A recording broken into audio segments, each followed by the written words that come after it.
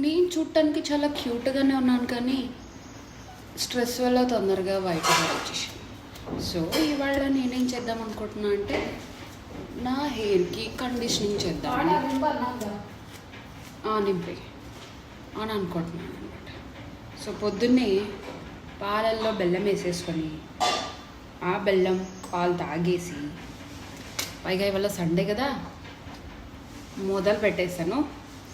ఎలా పెట్టుకుంటానో మీకు చూపిస్తాను. స్టార్ట్ అయిపోయింది. మొత్తం పెట్టుకునేసరికి ఇలా అయ్యింది. కొంచెం ఏదో కవరింగ్ కోసం.